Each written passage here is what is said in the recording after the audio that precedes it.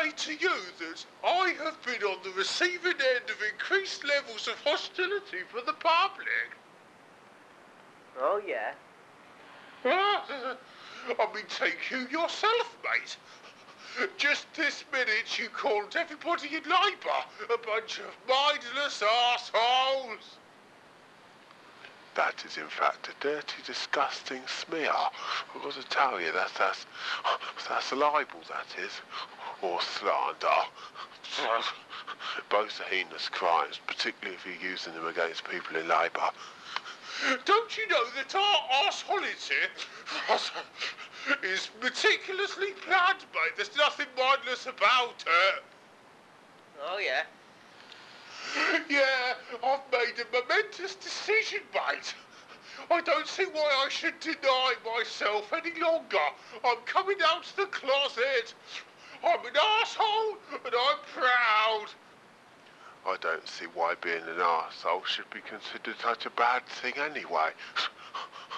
Particularly as most people in Labour seem to be just like me anyway, to a greater or lesser extent. Yes, I admit it. I'm different. We in Labour, we do think differently from the public. We're hard rulers, but we're very, very fair. Indeed, do we not try to award ourselves the highest wages possible for our fair day's work? Oh, and fair day's play, no doubt. I keep telling you, I only went into that transsexual's brothel in order to have a meeting with my researcher for this. I don't have to answer myself to the likes of you, mate. Or the newspapers or the Prime Minister. Because as Tony Blair says, this kind of thing is a private matter.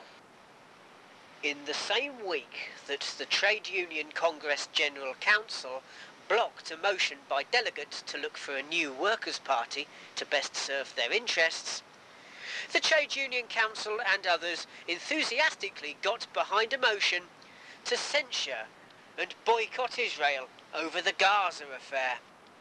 It's nice that modern trade unionists know where their priorities lie.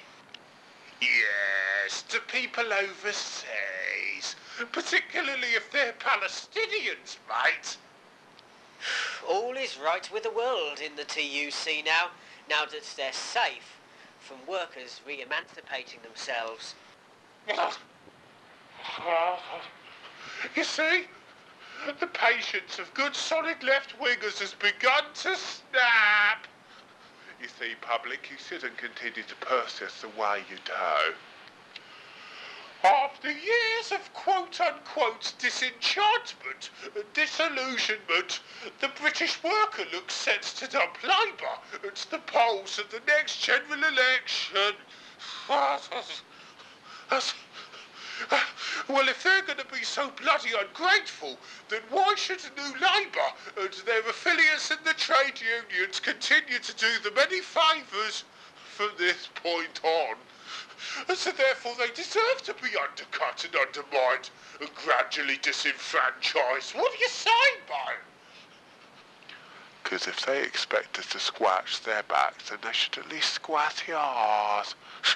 Basic rule of diplomacy, but still it's over their heads, isn't it?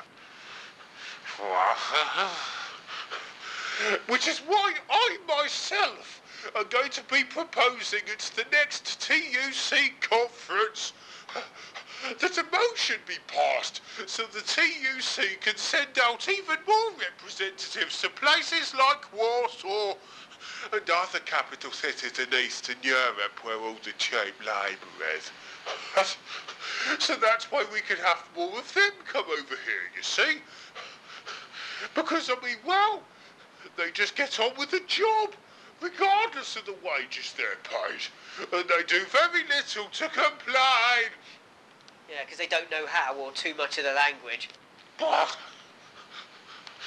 Well, that's the trouble with the public. That's another example of their ingratitude. I mean, we go to all the trouble to educate the public properly, particularly under Labour, and all they do is turn their education against us. Us? What?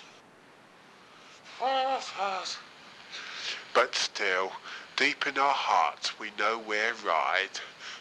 And that trumps any evidence or logic. Well, we are left-wing, you know. God's sake. Yes, it's lovely to have masses more Eastern European people invited to live and to work and to settle in this country, mate. Because they do a much better job of it than the truculent British public we have to contend with all the time. They've been nothing but trouble, they've done nothing but wend. Which is why our esteemed Lord Mendelssohn himself recommends that if any British workers feel particularly displaced by all these foreigners, by finding that there are no jobs left, then each should go to places in Eastern Europe to fill the gaps in their job markets. Oh yes, what a policy! It's good for Britain for two main reasons. First of all, it allows us in New Labour to get rid of some of the more disreputable elements. They want to bring down the established order of society. In other words, Labour. We've done our very best over the past 11 years to make British society our own by trying to mould it in our own image by social conditioning. And it gives big businesses more reason to back New Labour more than ever before, thanks to the extra cooling Labour. What? You see, it's wonderful under our regime, mate. I don't see who could possibly complain.